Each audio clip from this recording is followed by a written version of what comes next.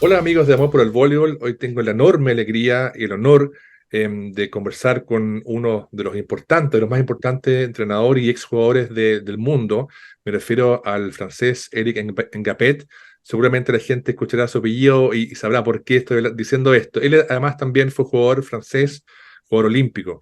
Y también hoy día me está acompañando mi querido amigo Cristian González, el famoso Huesito González de Chile, que está trabajando hace muchos años con forma muy exitosa en Suiza.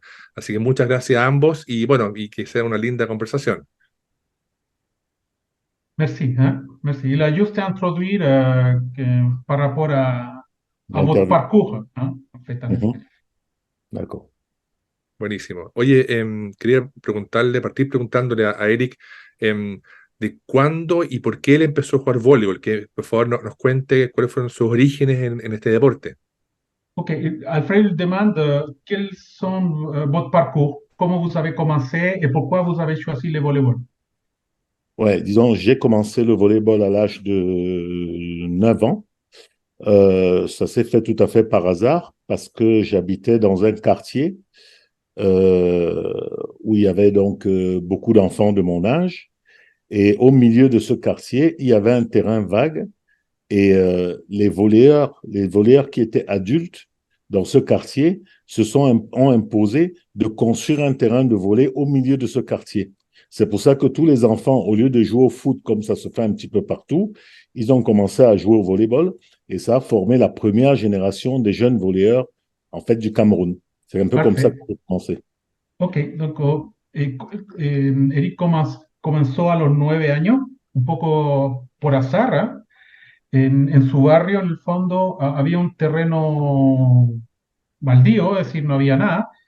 Y algunos jugadores que eran un poco más adultos hicieron un campo de voleibol. Y así fue, en el fondo, ah, con ese campo los niños se podían jugar voleibol y no jugaban fútbol, por ejemplo, porque hicieron el terreno del voleibol.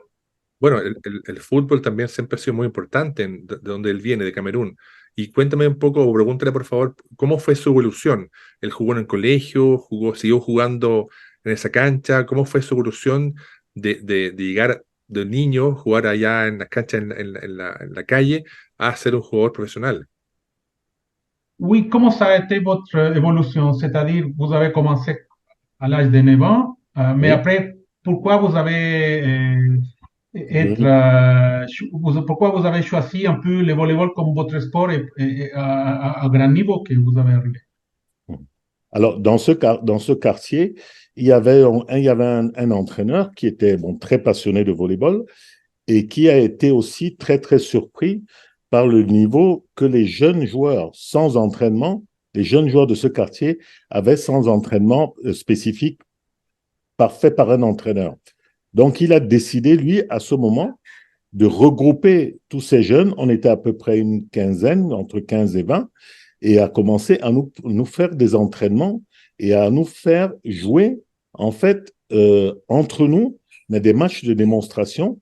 Et ça a provoqué un engouement tel que le pays a commencé à nous soutenir. Et c'est cette jeune génération-là qui a formé peut-être 5, 6 ans après l'équipe nationale du Cameroun où il n'y avait que des jeunes de 16 ans, 17 ans, 18 ans, etc. Et il avait chassé tous les vieux. Et cette génération-là a eu de gros, gros résultats sur le plan africain. Mais moi, j'ai quitté le Cameroun assez tôt. Je suis parti du Cameroun à l'âge de 13 ans et je suis arrivé en France et j'ai continué tout en faisant mes études à jouer un petit peu au volleyball. Et il s'avère qu'à un moment donné, un club de haut niveau m'a proposé de faire de ce sport mon métier. Et ce club, en fait, c'était Asnières à l'époque. Ok. En el fondo, él comenzó en esta cancha de voleibol que hicieron en el barrio y había un entrenador ahí que vio que los muchachos tenían un muy buen nivel. ¿Verdad? Entonces los comenzó a entrenar y hacían un partido entre ellos. Era un grupo de 15, 20 y se hacían partido entre ellos. Y lo lindo de esto es que ese grupo fue el puntapié inicial para el voleibol en Camerún y que de ahí salieron jugadores que jugaron en la selección y todo eso. Después Eric, él partió joven a Francia, él partió a la edad de 13 años. ¿Sí? ah, a los 13 años y hacía sus estudios y jugaba voleibol. Y un club bien importante en Francia lo contrató en el fondo para que se entrenara, que era el equipo del Anières, ¿ah? En Francia. Ya, perfecto. Oye, pregúntale por favor, bueno, ¿y qué pasó con él ya en Francia, jugando, viendo que tenía talento y que podía seguir progresando? Porque en el fondo nosotros conversábamos también fuera de cámara que Eric, pese a ser un jugador no tan alto para la tendencia actual, sí tenía una técnica muy bonita, saltaba muy bien. ¿Cómo fue para él empezar a jugar y darse cuenta que podía llegar lejos? Ok, comment ça a été votre évolution en France? Parce que dans votre position, vous êtes en centrale, vous Mhm. n'étiez pas si grand pour être Mhm. en centrale, mais vous sautez, etc. Donc, comment tous ces un peu contraintes pour un volleyeur, vous pouvez les ressortir Yep. pour évoluer dans les ligues en France? Mhm. Alors, j'ai eu beaucoup de chance aussi parce que lorsque j'ai commencé à jouer à un bon niveau français, à l'âge de 18 ans, 19 ans, j'ai été encadré par de très, très bons entraîneurs. Je rends hommage donc à un monsieur qui s'appelait Zbigniew Rusek, qui aujourd'hui est décédé.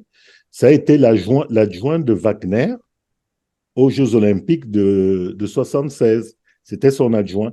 Et cet entraîneur-là, Zbigniew, il entraînait en France. Il entraînait en France longtemps, donc j'ai été beaucoup entraîné par lui. Et c'est quelqu'un qui avait, à l'époque, la volonté de faire de faire des joueurs polyvalents. C'est-à-dire, il fallait absolument qu'on sache à peu près tout faire.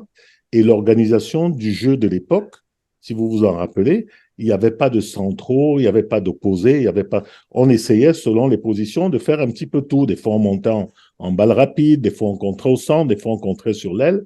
C'est ce qui a fait en sorte que j'ai été relativement complet. Bon, maintenant, c'est vrai que l'essentiel de ma carrière, je l'ai presque passé au centre, mais ça a été extrêmement compliqué. Il fallait que je compense ma petite taille par beaucoup de vitesse et puis beaucoup de détente. Donc, c'est ce qui m'a permis, mais pas très très longtemps au haut niveau, de pouvoir tenir ma place comme central, et notamment quand il n'y avait pas de libéraux. Parce que quand il n'y avait pas de libéraux, ben, les centraux, il fallait aussi qu'ils soient bons derrière. Donc, moi, j'étais très bon défenseur.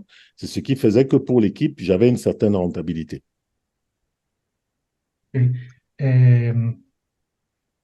En el fondo aquí, bueno, la magia de todo esto fue que a la edad de 18 o 19 años, él tenía entrenadores que eran excelentes ¿Mm?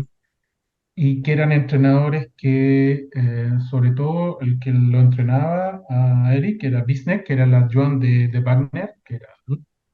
que eran campeones olímpicos, Polaco, exacto, sí. y la síntesis de lo que el entrenador les pedía era que los jugadores deberían ser polivalentes, es decir, no mantener una posición, sino que jugar en distintas posiciones. Universal, el antiguo jugador universal, claro. Claro.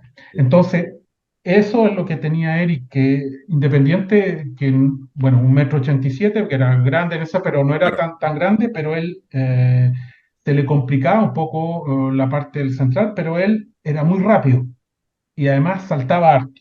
¿Mm? Y lo otro que tenía muy bueno, que como central atrás tenía buena defensa, Exacto, entonces podía jugar como libre. Entonces, esa polivalencia que él aprendió le permitió desenvolverse en el voleibol de alto nivel.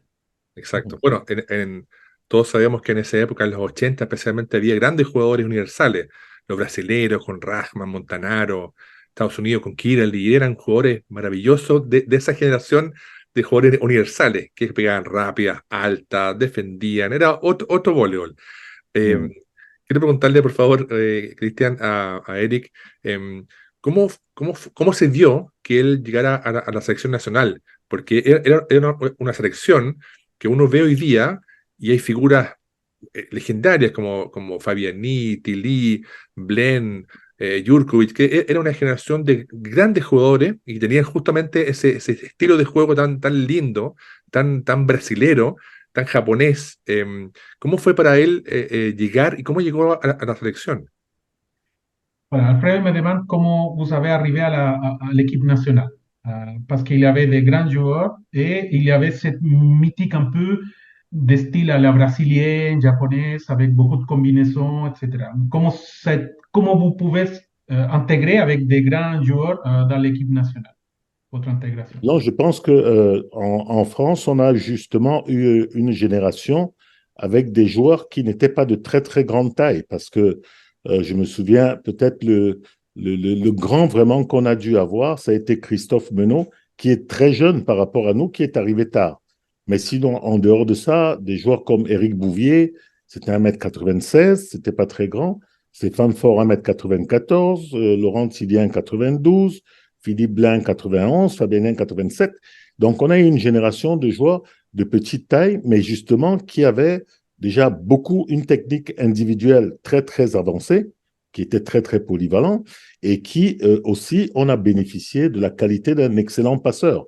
Parce qu'à l'époque, c'était pratiquement le meilleur passeur du monde, Fabiani. Et comme on avait une bonne réception, on arrivait vraiment à s'en sortir face à des grandes équipes grâce à des combinaisons rapides. Je pense que c'est ce qui nous a aidé beaucoup. Je parle de ma génération parce que, en fait, à cette époque, c'était pas un individu qui faisait la différence. C'était, en fait, l'ensemble du collectif qui était talentueux et qui avait une technique individuelle assez relevée qui nous a permis, bon, d'être dans les 5, 6, je veux dire, dans les 6 meilleures nations mondiales. Parce qu'on n'a jamais quand même été les meilleurs du monde, hein. Parce qu'il y a toujours, à un moment donné, il y a les Russes, par exemple, qui avaient un physique aussi. En plus du physique, ils avaient aussi des qualités techniques qui ont fait que, bon, on ne pouvait pas les dominer. Et puis après, les Américains qui sont arrivés, eux, avec une organisation qui a surpris tout le monde. Et bon, finalement, on a fini par s'adapter, hein, mais qui a surpris tout le monde. C'est pour ça qu'ils ont eu une génération où ils ont gagné toute cette compétition, parce qu'ils ont eu une organisation de jeu qui a optimisé chacun des joueurs sur son poste et ils ont été performants pendant une dizaine d'années. Bueno, me cuenta Eric que, bueno, el equipo que él conformaba no eran jugadores tan altos, es Claro, decir, bueno, tan altos para la competencia en la sí, cual existe, es decir, habían jugadores de 1,92 m, 96, más grandes, sí, había un jugador que era bastante joven, que era el más alto, Christophe Guinaut, pero era más joven, claro, pero había jugadores de 1,87 m, etcétera, etcétera, pero ellos tenían un excelente armador sí, y una excelente recepción. exacto, Entonces, con esos dos puntos, ellos podían desenvolverse en el juego. Y además, el fondo no tenían un jugador que era el mejor o que realmente hacía diferencia, sino que ellos trabajaban realmente en equipo. equipo, Y sí, ese equipo los llevó en esa oportunidad, en ese momento, a estar entre los 5 o 6 mejores equipos del mundo. exacto, En esa época Rusia tenía un equipo que era espléndido, la altura era muy alta y además técnicamente era muy bueno. sí, Y los americanos también en esa época tenían una organización y una optimización de juego que era un poco nueva y que también lo llevó a ganar muchos campeonatos en ese periodo. Pero ellos mantenían entrar entre los 5 mejores equipos del mundo. sí, sí. Bueno, uno hoy día, gracias a la tecnología y YouTube, uno puede ver muchos partidos de esa época. Y ese equipo, a mí lo personal me gustaba mucho porque tenía el sistema de juego que veían dos rápido y el otro iba por atrás, para el medio, por cuatro. Tenían una forma de enfrentarse a los equipos más potentes que lo hacían ellos muy eficientes, tal como lo hizo Brasil cuando hablé, por ejemplo, con William o con Bernard, que ellos eran más bajos y buscaron una solución para jugar frente a los equipos europeos, los rusos, los polacos, los checos. Entonces, era un equipo muy bonito. Y también, entre paréntesis, como día Philippe Blen entrena a Japón, como que también me trae un poco de recuerdos del juego francés hoy día en Japón, que es rápido, es bonito, que es un equipo, que no es un jugador, que es un equipo, y es muy bonito.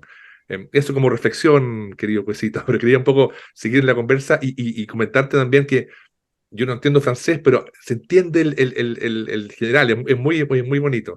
Oye, quería un poco seguir la conversa, Huesito, que le preguntes, porfa, porque él jugó los Juegos Olímpicos en Seúl y jugó con un equipo francés que era muy potente. ¿Cómo fue para él jugar un Juego Olímpico, representar a Francia, jugar contra los mejores del mundo? ¿Cómo lo vivió él?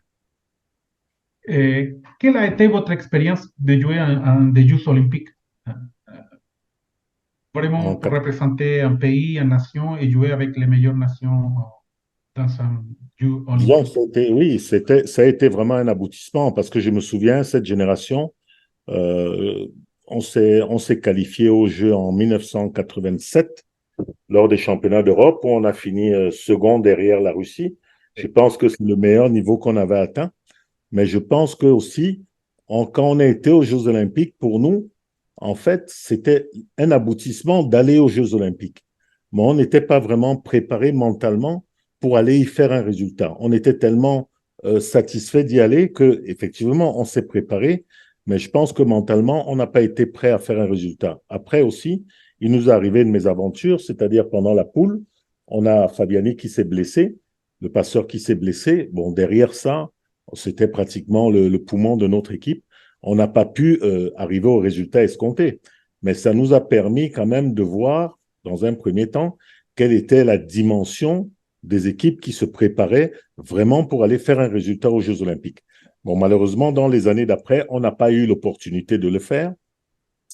Mais je pense que, étant donné que les coachs de cette époque-là, le coach qui était notre coach à cette époque-là, qui était Eric Daniel, bon, c'était Gérard Castan aussi. Je pense qu'ils se sont beaucoup servis de cette expérience pour former la génération actuelle, parce que la génération actuelle est passée beaucoup entre les mains d'Éric Daniel. Et je pense que si on a été champion olympique, on lui doit également beaucoup. C'est vrai, Laurent Tilly, c'est le coach, hein, mais on lui doit également beaucoup parce que c'est Éric Daniel qui a permis de sortir des joueurs aussi exceptionnels avec, on reconnaît beaucoup l'équipe de France aujourd'hui dans les qualités d'avant. Beaucoup de belles réceptions, beaucoup de bonnes défenses, du jeu extrêmement rapide, l'organisation du jeu au niveau de la passe. C'est quelque chose qui a été amené par Éric Daniel au niveau des jeunes de la génération. Bon, maintenant, ils ont un peu plus de moyens physiques que nous, mais pas encore assez. Ils ont un peu plus de moyens physiques que nous pour rivaliser avec les meilleures nations mondiales. Mais ce n'est pas encore assez parce que devant eux, il reste la Pologne, il reste même le Brésil, hein, il reste des nations qui sont beaucoup plus fortes qu'elles. Mais la culture, en fait, qu'on avait en France du volley reste presque la même, avec plus d'exigences sur le plan physique. Don Café, bueno, en el fondo, los Juegos Olímpicos para ellos fue un logro, Sí, realmente de todo lo que ellos hicieron era como llegar casi a una meta, ya. exacto. Eh, entonces ya era algo importante, llegar a ese logro. Mentalmente no estaban muy bien preparados, ¿Ya? porque llegar a una instancia, a unos Juegos Olímpicos, necesitas entrenarte todavía mucho más. Sí, Y ellos tuvieron, desafortunadamente, en los matches de pool, se les lesionó el armador, que era Fabiani, y entonces era el pulmón del equipo. exacto. Pero, sin embargo, los entrenadores que ellos tenían sacaron lecciones de eso. Mira, Entonces, ya no era solamente ser bueno a nivel europeo, a nivel mundial, en torneo, a nivel de club, sino que para los Juegos Olímpicos sacaron esa lección que mentalmente también tenían que entrenarlo, y ahí estaba el entrenador que era Eric Daniel, que tomó los jóvenes y gracias a la experiencia que ellos tuvieron en Eric en esa Olimpiada han podido lograr sacar medalla olímpica actualmente con los equipos de Francia. Es decir, mantuvieron esa misma filosofía en el sentido de tener una buena técnica, jugar rápido, buena recepción, pero además esa cultura, pero además le agregaron la parte mental para poder salir adelante y se le debe mucho a las medallas actuales que tiene Francia, a la generación en la cual Eric participó en la Olimpiada. bueno, es muy interesante lo que estamos conversando y también lo que conversamos contigo fuera de cámara, Cristian, esto del voleibol francés, que uno quizás sabe poco, pero ve mucho, porque en el fondo la medalla de oro en Tokio no llegó sola. Se nota que había un trabajo muy largo y muy interesante saber que Eric participó en ese proceso. De esta filosofía francesa del voleibol que antiguamente no era tan famosa versus hoy, porque obviamente era más conocida la escuela brasileña, la escuela japonesa, la escuela rusa, los americanos, pero la escuela francesa, como dices tú, uno nota esto de la mezcla táctica, física y principalmente la personalidad, porque uno puede ver también, seguro que él sabe mejor que nosotros la personalidad, por ejemplo, de su hijo Ervin, que en el fondo traduce toda esa pasión por el voleibol, esa pasión, esa fuerza, esa ganas de jugar y ganar en la cancha. Entonces, un poco como reflexión, es muy cierto lo que dice Eric con respecto a esta evolución de esta generación que partió con esas grandes figuras. Entonces, bueno, y hoy día uno ve a Tilly, qué sé yo, a Blen, que están haciendo también su trabajo en otro equipo, como también con el mismo Eric.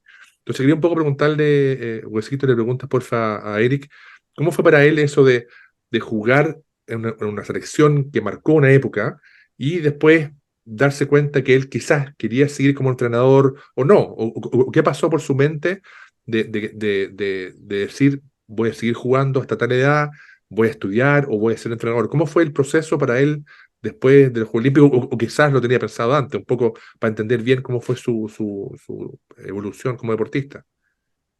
Euh, une fois, bon, toute cette expérience aboutit en fait dans le volleyball. Au moment de faire le choix d'être entraîneur, qu'est-ce que ça passait dans votre tête?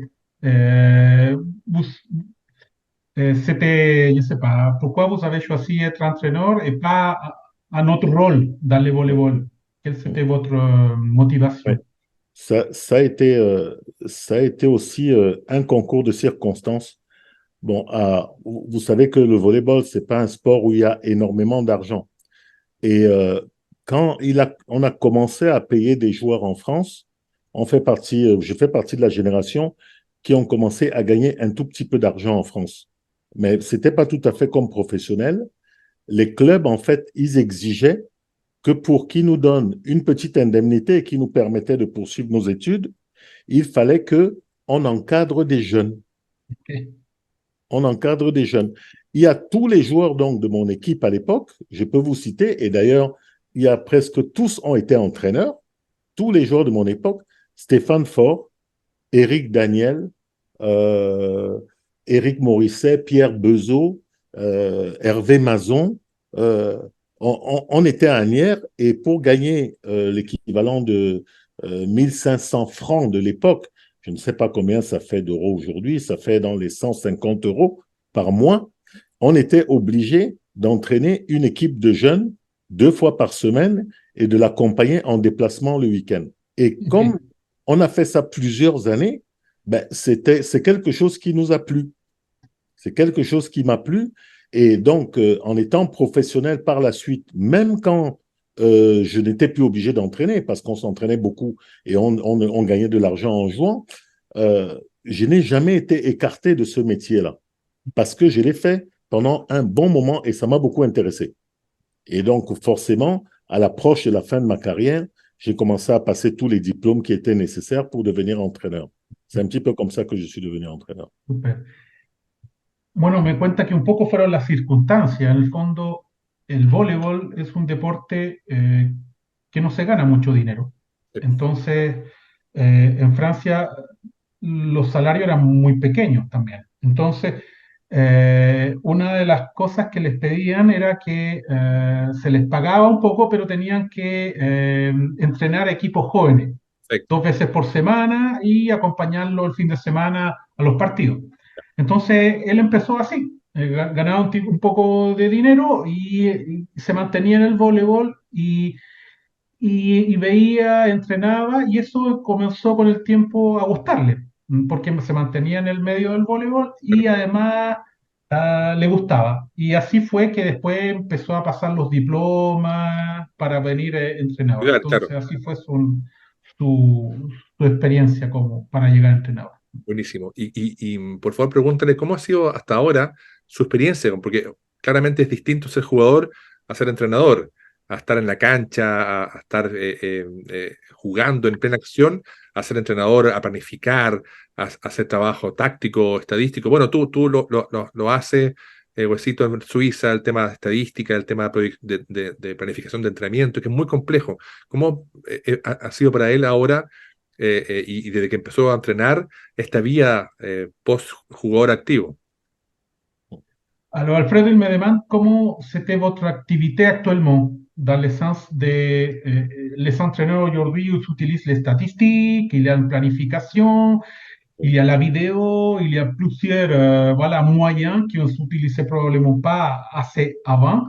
Et comment vous le mettez en place aujourd'hui dans votre profession comme entraîneur?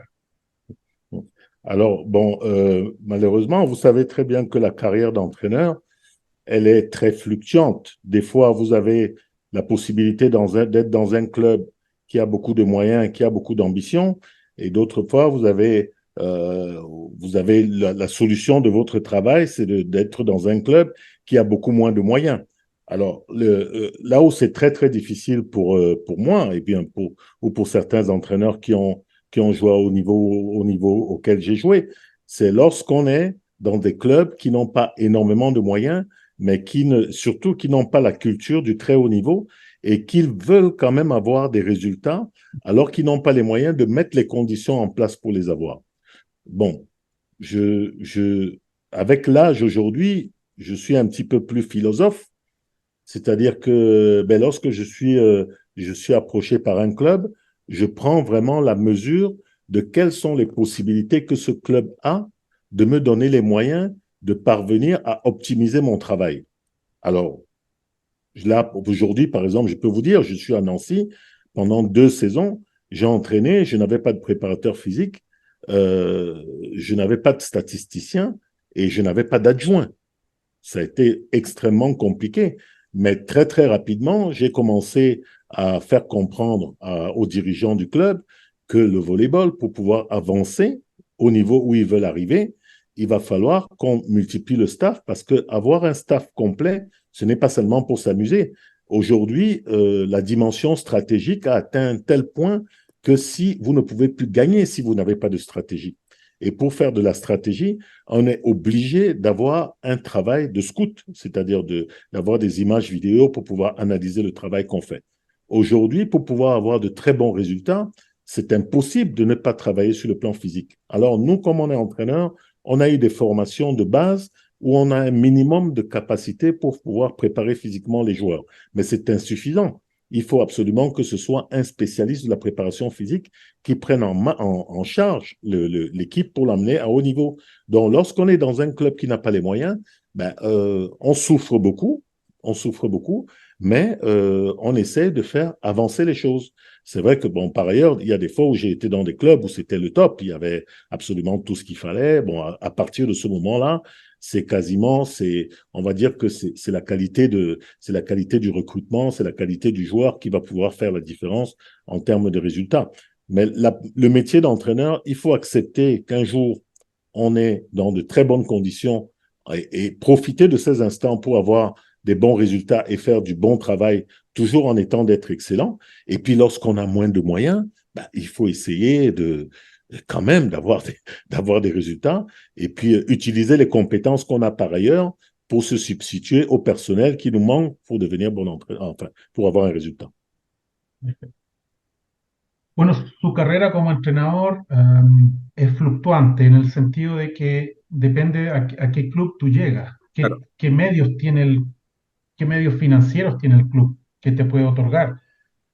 No basta que llegue un entrenador de una categoría y se piensa que se van a ganar todos los partidos y ganar torneos y ese estilo. Hoy en día Eric ya tiene una visión con toda su experiencia bien filosófica y ha tomado en cuenta todo eso, es decir, a los equipos al cual que ha llegado, él ve primero cuáles son los medios que el club le va a otorgar. Sí. Hoy en día está en Nancy, ya es su segunda temporada, pero comenzó sin preparador físico, sin estadístico, sin adjunto, y él dio a entender a la dirigencia que además de tener buenos jugadores, se necesita un staff para llegar y poder optimizar la planificación. Exacto. Porque sin eso es muy difícil hoy en día poder rivalizar otros clubes que tienen esos medios y que tienen, que pueden optimizar a sus jugadores de una manera mejor. Entonces, hoy en día eso es clave, tener al school, la estadística, analizar los videos. Y si tú no tienes gente capacitada en tu staff para el preparador físico, independiente si él es entrenador, él tiene nociones de preparación física, pero Claro, son nociones. Necesitas un preparador físico para especialista, que claro. físicamente el atleta esté en óptimo estado. Entonces, ha sido de esa manera. Él ha tenido clubes con alto presupuesto, con bajo presupuesto, pero él trata realmente de ver cuáles son los medios que le va a otorgar el club y cómo él va a poder desenvolverse como en la carrera de entrenador. Buenísimo. Bueno, nosotros también conversamos fuera de cámara con respecto a Francia, lo que tú me comentabas de cómo es un poco el voleibol en Francia, especialmente, por ejemplo, en lo que tú me comentabas, que allá es por comunas o por ciudades, no recuerdo bien, que le preguntes, por favor, cómo ve él el voleibol francés actual en base al tema que tú me hablabas del tema del financiamiento, de cómo funciona esto y que un poco que nos dé también su experiencia personal al respecto. Claro, Alfredo, il me demande comment vous voyez en fait la Ligue française actuellement. Il a évolué énormément. Et comment il se finance? Est-ce que c'est les communes qui donnent un peu d'argent? Comment c'est la façon de que les équipes ils puissent survivre? Comment ils peuvent en fait se développer dans les Mm. milieux de chacune de la Ligue, en fait, de la Ligue Mm. française? Alors, la Ligue française, c'est une ligue, enfin en France, je la situe, c'est peut-être la quatrième, cinquième ligue au niveau de l'Europe. Derrière, bien sûr, la Pologne, l'Italie, la Russie, et puis probablement la Turquie même. Mais Mhm. seulement, c'est une ligue qui évolue, qui essaie de se professionnaliser le plus possible. Alors, aujourd'hui, ils ont créé ce qu'on appelle la licence club. La licence club, donc, c'est un cahier de charge. C'est-à-dire que dans quelques années, si on n'a pas cette licence club, on ne pourra pas évoluer en ligue professionnelle. Alors, dans cette licence club, il y a un cahier de charge. Il faut qu'il y ait une salle de minimum 2000 places. Il faut que le budget du club soit composé avec un minimum d'argent public, c'est-à-dire un minimum d'argent public. Il faut que l'équipe ait au minimum 12 joueurs professionnels avec des salaires minimums. Il faut que le staff soit composé de un entraîneur adjoint, un statisticien, un préparateur physique et un médecin et un physio. C'est-à-dire qu'ils ont fait un cahier de charges de telle sorte que si vous n'avez pas la licence club avec un certain minimum de points, vous ne pouvez pas évoluer en ligue professionnelle. Alors, ils essayent d'avancer petit à petit pour se rapprocher des clubs de très très haut niveau qui sont en Italie. Mais il y a beaucoup de casses, c'est-à-dire il y a beaucoup de clubs malheureusement qui n'arrivent pas à suivre, notamment les clubs qui vivent beaucoup d'argent public. Ils ne vont pas avoir suffisamment de points en licence club. Parce qu'il se passe quelque chose sur le plan économique aujourd'hui, c'est que l'État se désolidarise un petit peu de certaines tâches dans les régions. Donc, ça veut dire ça que les régions ne peuvent plus donner beaucoup d'argent au sport. Elles sont obligées de garder l'argent pour des choses considérées comme beaucoup plus importantes, comme l'école, comme les hôpitaux, comme etc. Donc, il y a moins d'argent qu'on va donner au sport. Ça veut dire que les clubs vont être obligés d'aller chercher des sponsors privés. C'est vers ça qu'on est en train de tendre au niveau de la Ligue nationale de volley. Aujourd'hui, on est 14 clubs, mais leur objectif, c'est pouvoir faire une ligue fermée dans quelques années. Mettons une ligue où, pour jouer dans la ligue professionnelle, comme en NBA, ben, il faut une salle, il faut tant de millions d'argent, il faut, pour qu'il n'y ait plus de descente ni de montée, mais que ce soit vraiment une ligue professionnelle qui évolue avec donc des contrats qui sont signés avec des télévisions, etc.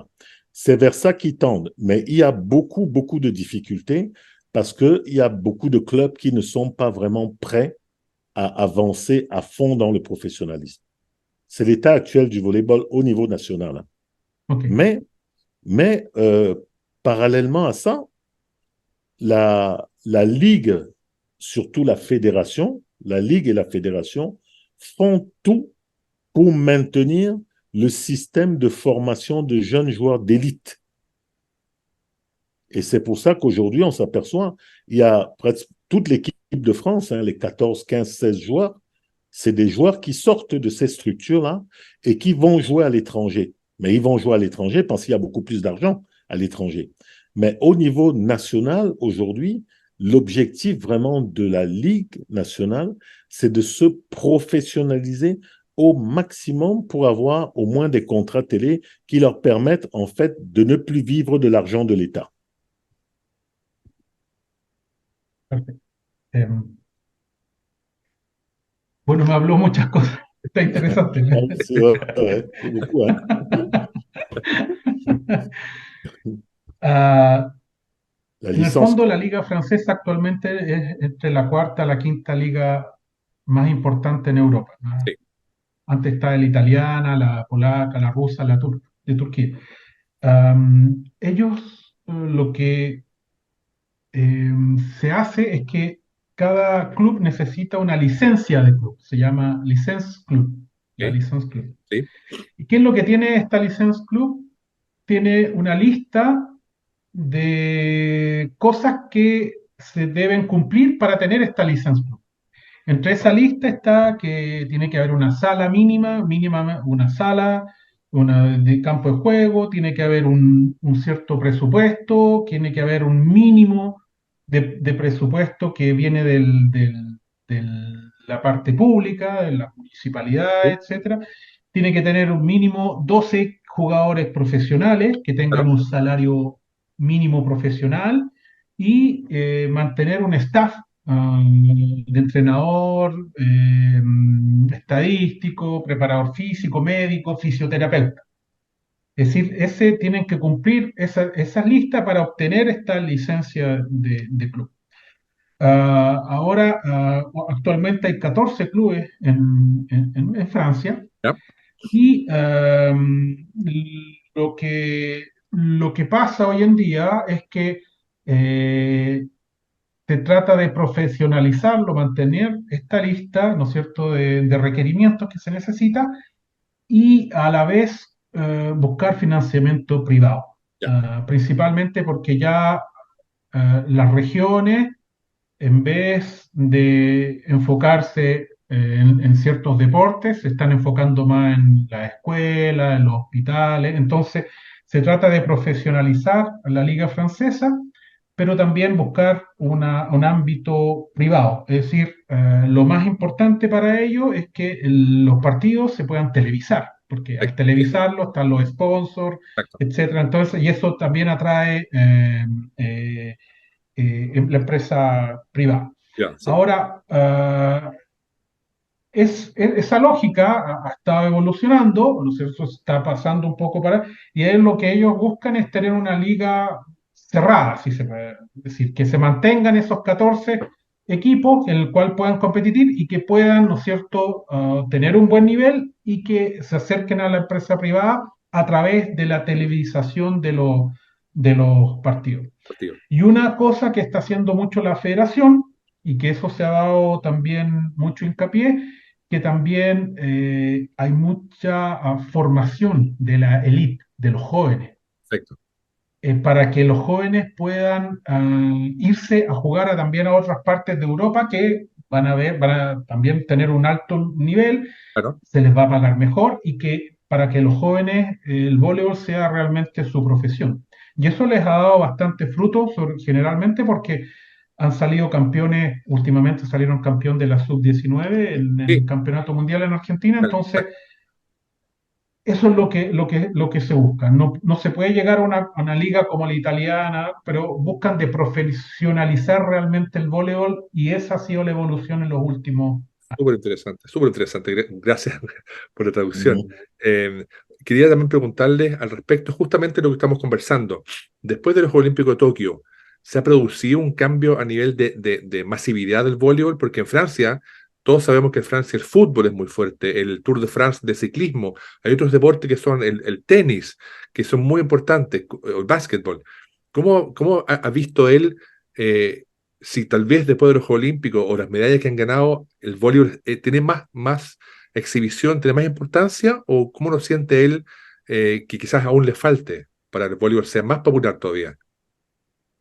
Ok, après la médaille d'or les Jeux Olympiques à Tokyo, Mm. comment vous voyez en fait le volleyball en France? Parce qu'en France, vous savez des autres sports qui sont très Ouais. compétitifs, que les personnes, il y a plus de sponsors, comme le football, les Tours de France, le basketball, le handball, le rugby maintenant qui vont faire la Coupe du Monde. Donc, et probablement, moi, j'avais aussi, j'ai des amis, en fait, qui suivent des autres sports, mais pas le volleyball, et je disais, voilà, mais la France, il a gagné la médaille d'or en volleyball. Ah oui, ils n'étaient même pas au courant. Ouais, ouais, bien Donc, sûr. comment cette réussite d'avoir une médaille olympique, comment il rentre aujourd'hui dans la compétition avec les autres sports en France? Enfin, de mon point de vue, la place du volleyball dans les médias français n'a pas beaucoup changé. Elle n'a pas beaucoup changé.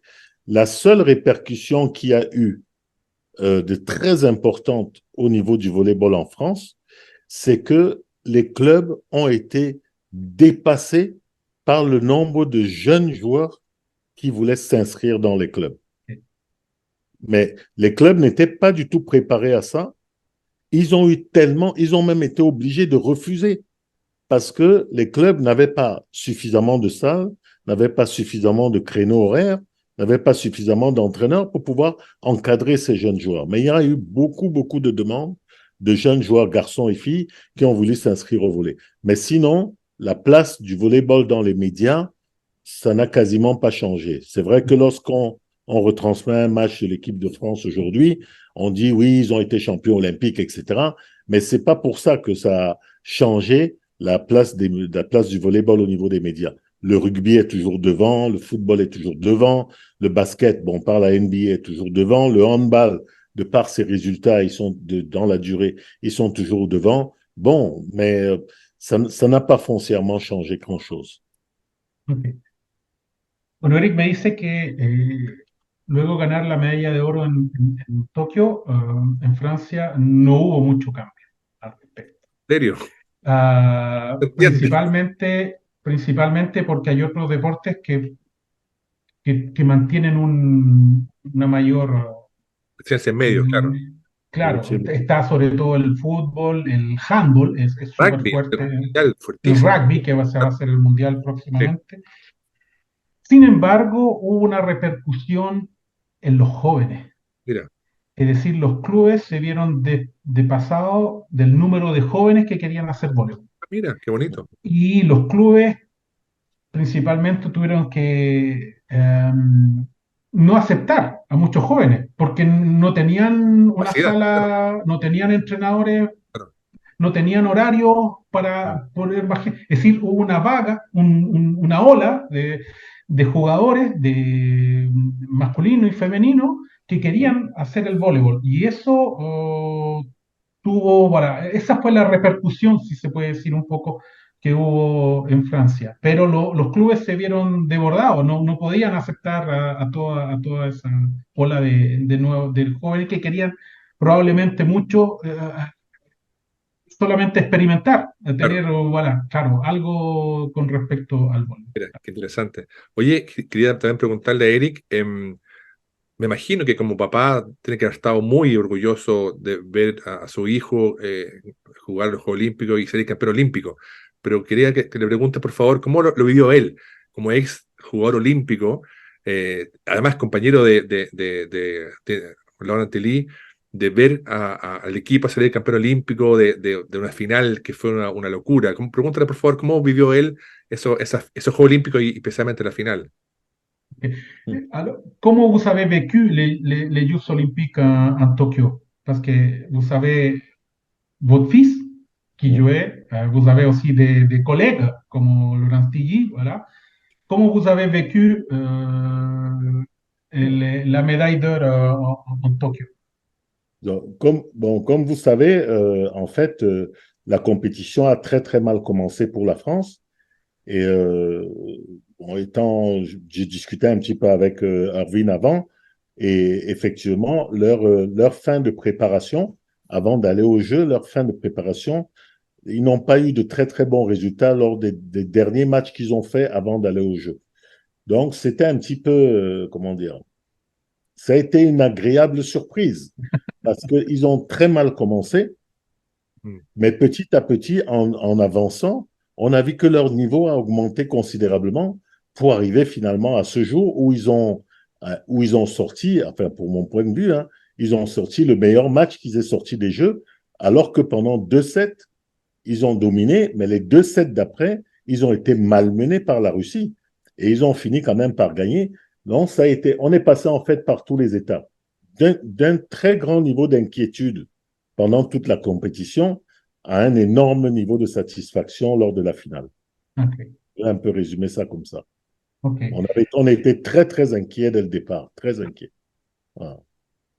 Él me dice que al comienzo el equipo estuvo bastante inquieto porque no tuvieron buenos resultados en la preparación.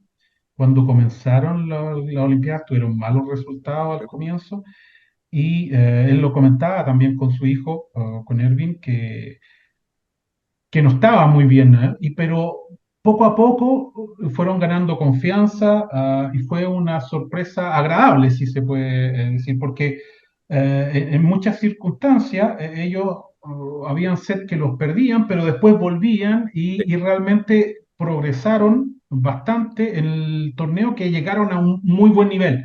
Es decir, así fue la experiencia y principalmente cuando jugaron con los rusos, que perdieron 2 sets. Sí. Después volví, entonces esa fue la lógica de la experiencia que tuvieron. Es decir, comenzaron muy mal y dieron un chip que después pudieron llegar al mejor nivel del campeonato, del torneo de la Olimpiada. Oye, bueno, y la pregunta obligada, París 2024, ¿cómo ve él que se va a vivir, además de todo el festejo, todo lo que va a haber para los Juegos Olímpicos, que es el evento más grande deportivo del mundo? Y además, para el voleibol es lo más importante, porque en el fútbol tú sabes que el mundial de fútbol es más importante para el futbolista, pero para el voleibolista los Juegos Olímpicos es lo más importante, es la cúspide. ¿Cómo siente él y cómo ve él que va a ser Francia en los Juegos Olímpicos? Yo sé que aún falta, cuando estamos jugando torneos clasificatorios, campeonatos europeos. ¿Cómo ve él desde su mirada tanto el equipo masculino como el proceso femenino? Bon, les Jeux olympiques en France en 2024 à Paris sont bientôt là. Euh, Hein. Comment vous voyez les équipes masculines et féminines en France, et comment vous pensez qu'ils peuvent évoluer dans cette compétition? Surtout pour le monde de volleyball, les Jeux olympiques, c'est vraiment la cathédrale, c'est vraiment là, parce que le football, c'est la Coupe du Monde, mais pour le volleyball, vraiment, c'est les Jeux olympiques, les moments sublimes pour chacun des joueurs. Comment vous voyez en fait les équipes françaises dans cette compétition? Bon, je vais commencer par les filles parce elles viennent de perdre en quart de finale contre l'Italie. Le volleyball féminin a énormément progressé parce que ça fait donc 2 championnats d'Europe qui font successivement et avec des joueurs talentueux qui commencent à aller évoluer à l'étranger. Mais on s'aperçoit quand même que je ne sais pas si en un an, c'est-à-dire de maintenant jusqu'à l'année prochaine, elles vont pouvoir rattraper tout ce qui leur manque pour passer sur le podium. Parce que il y a l'Italie, il y a la Serbie, bon, là, il y aura le Brésil, bon, on ne sait pas encore s'il y aura la Russie, bon, il y aura la Turquie. Enfin, il y a des équipes qui sont vraiment fortes. Tout en ayant progressé, je pense qu'au niveau de l'équipe de France féminine, il manque 2 à 3 joueuses d'un niveau exceptionnel qui puissent leur permettre de faire la différence, comme ont les équipes italiennes. Aujourd'hui, on a vu Egonou et puis la Russe. Ils ont 2 joueuses à 2 mètres qui sont des opposés. Bon, il n'y a pas beaucoup d'équipes qui peuvent avoir ça. Donc, je pense que pour la France, si jamais elle arrive en demi-finale, je pense que ça sera vraiment un exploit. Bon, maintenant, concernant les garçons, ça va beaucoup dépendre de l'état de santé des 9, 10 joueurs qui sont les plus importants du groupe. Bon, c'est des joueurs qui, on l'a dit, hein, c'est pas des joueurs qui soient très, très physiques. C'est des joueurs qui ont des tailles, des bonnes tailles, même relativement modérées. Donc, c'est des joueurs qui jouent avec beaucoup d'énergie et qui maintenant auront 3 ans de plus que 2021. Il va falloir d'abord qu'ils arrivent tous en très bonne santé au niveau de la préparation des Jeux.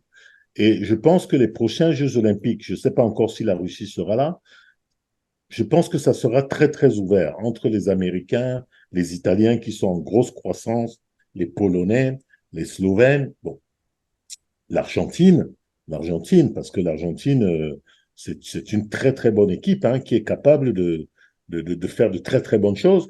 L'Argentine, justement, je la vois un peu comme la France, c'est-à-dire qu'il y a 8, 9 joueurs, il n'y a pas beaucoup de joueurs, il y a 8, 9 joueurs qui sont bons et il faut vraiment que les bons soient bons en même temps pour avoir les résultats.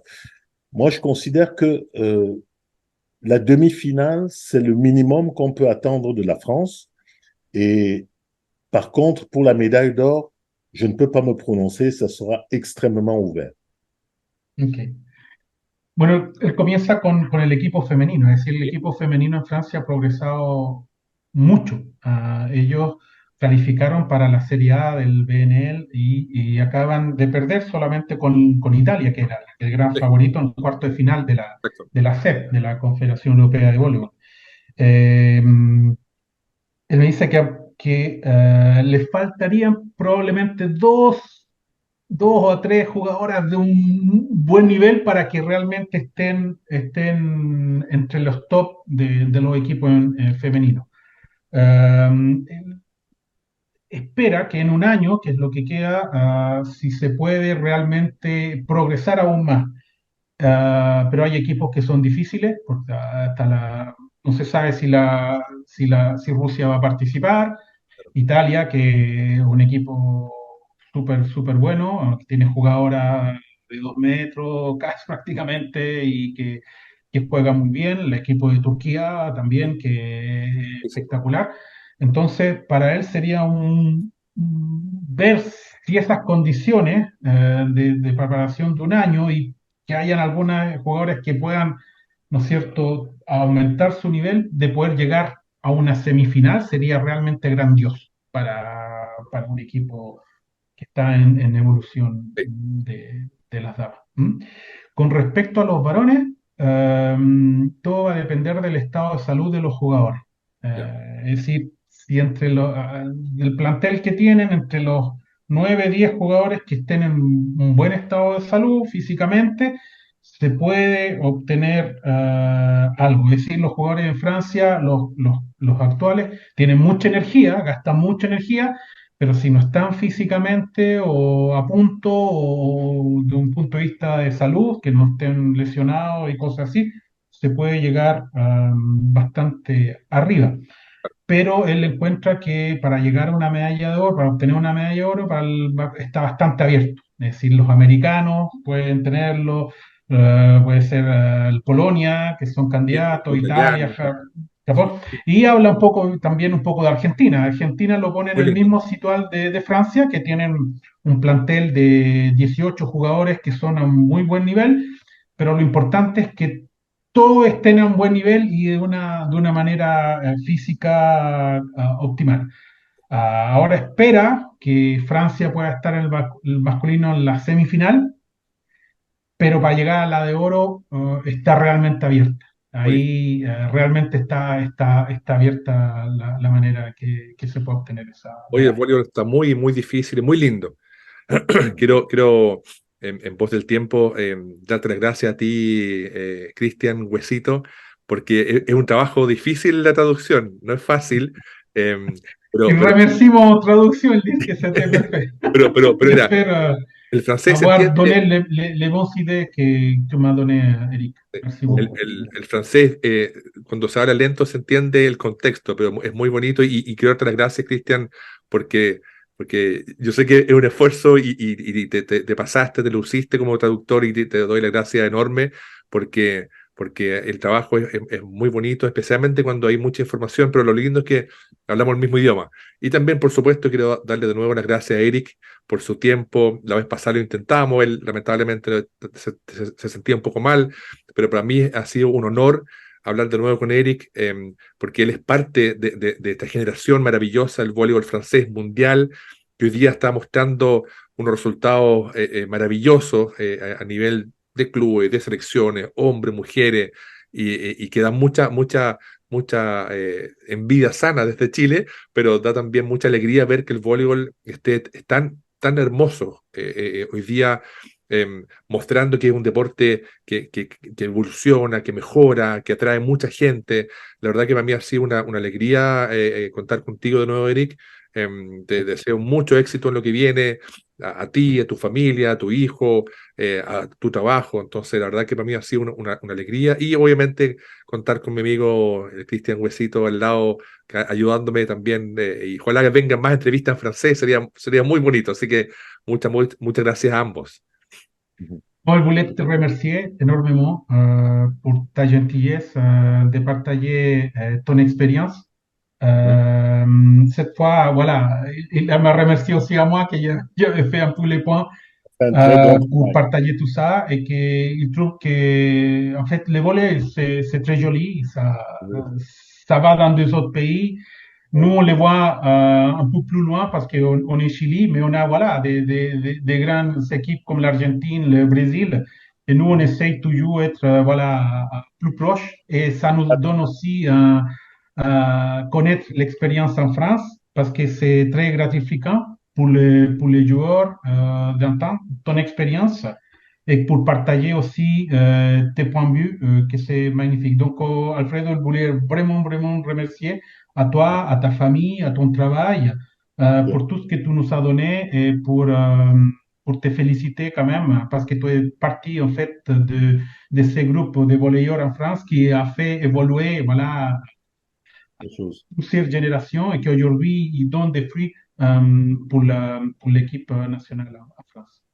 D'accord. Mais tout le plaisir était pour moi aussi, hein. J'adore passer beaucoup de temps avec des personnes passionnées de ce volet comme vous êtes.